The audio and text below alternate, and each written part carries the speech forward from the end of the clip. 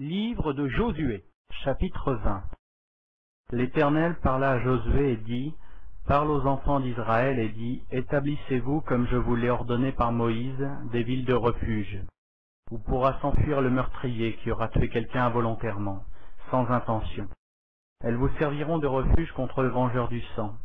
Le meurtrier s'enfuira vers l'une de ces villes, s'arrêtera à l'entrée de la porte de la ville, et exposera son cas aux anciens de cette ville.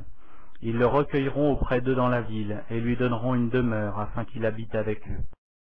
Si le vengeur du sang le poursuit, ils ne livreront point le meurtrier entre ses mains, car c'est sans le vouloir qu'il a tué son prochain, et sans avoir été auparavant son ennemi.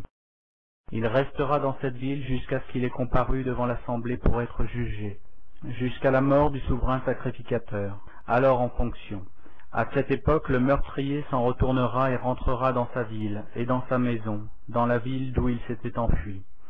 Ils consacrèrent Kédesh en Galilée, dans la montagne de Nephtali, Sichem dans la montagne d'Éphraïm, et Kirjat Arba qui est Hébron dans la montagne de Juda. Et de l'autre côté du Jourdain, à l'orient de Jéricho, ils choisirent Bethser dans le désert, dans la plaine dans la tribu de Ruben, Ramoth en Galade dans la tribu de Gad, et Golan en Basan dans la tribu de Manassé. Telles furent les villes désignées pour tous les enfants d'Israël et pour l'étranger en séjour au milieu d'eux, afin que celui qui aurait tué quelqu'un involontairement puisse s'y réfugier, et qu'il ne mourût pas de la main du vengeur de sang avant d'avoir comparu devant l'assemblée.